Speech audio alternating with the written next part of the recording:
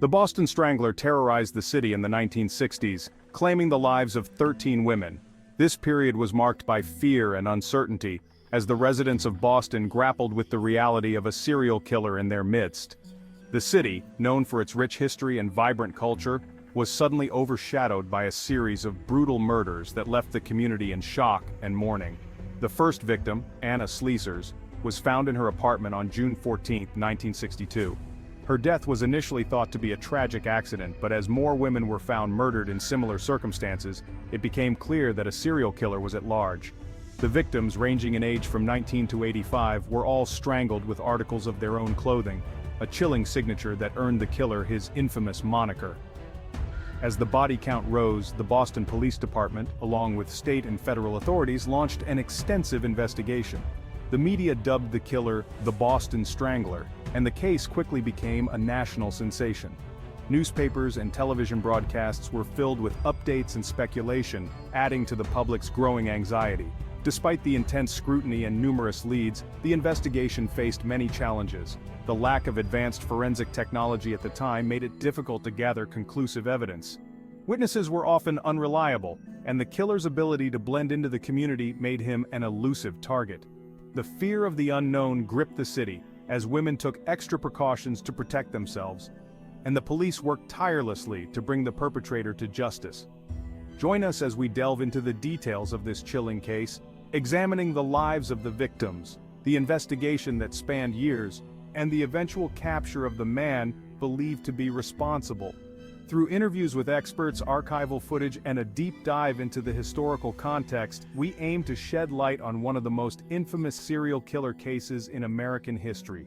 The story of the Boston Strangler is not just a tale of horror, but also a testament to the resilience of a community determined to overcome fear and seek justice.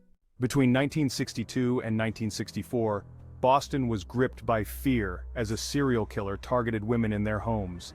The media dubbed him the Boston Strangler. The victims ranged in age from 19 to 85, and each crime scene showed signs of a struggle. The brutality of the murders shocked the nation and led to a massive manhunt.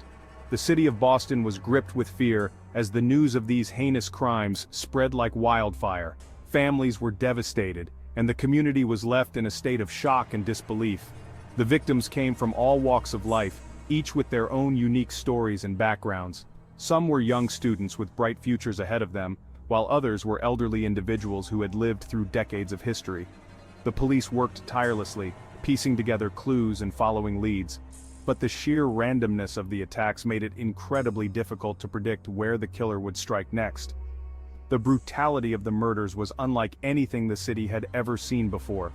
Each crime scene was a grim tableau of violence with clear signs of a struggle indicating that the victims had fought desperately for their lives. The media played a significant role in shaping public perception of the case. Headlines screamed of a serial killer on the loose, and nightly news broadcasts kept the public informed and terrified. The sense of fear was palpable, with residents taking extra precautions to protect themselves and their loved ones. Doors were locked, windows were barred, and the once bustling streets of Boston became eerily quiet as night fell. The families of the victims were left to grapple with unimaginable grief. They spoke out, sharing memories of their loved ones and calling for justice. Their pain was a stark reminder of the human cost of these senseless acts of violence. Community vigils were held, where people gathered to mourn the loss of their neighbors and to support one another in a time of profound sorrow. As the investigation progressed, police released sketches and composite drawings of the suspect, hoping that someone might recognize the individual responsible for these horrific crimes. Maps were drawn up, showing the locations of the murders, in an attempt to find a pattern or connection that could lead to a breakthrough. Despite their best efforts, the killer remained elusive, and the sense of urgency grew with each passing day. In response to the growing fear, law enforcement increased their presence on the streets.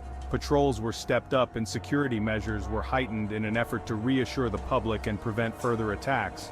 Community meetings were held, where residents discussed ways to stay safe and shared information that might help in the investigation.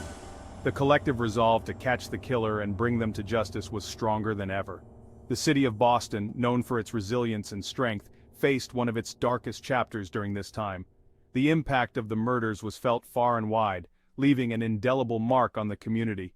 Yet, amidst the fear and uncertainty, there was also a sense of solidarity and determination. The people of Boston came together, united in their quest for justice and their hope for a safer future. As the investigation continued, the memory of the victims remained at the forefront of everyone's minds. Candlelight vigils were held, where the community gathered to honor those who had been lost and to reaffirm their commitment to finding the truth.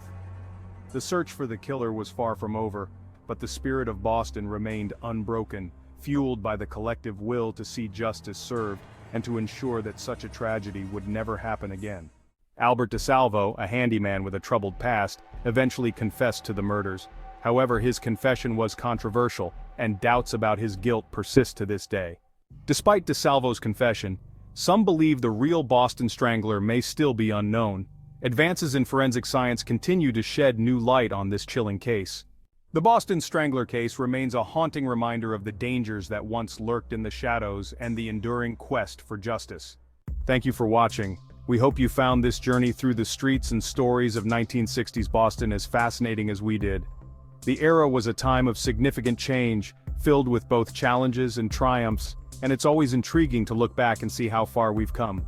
If you enjoyed this video, please like, share, and subscribe for more true crime stories.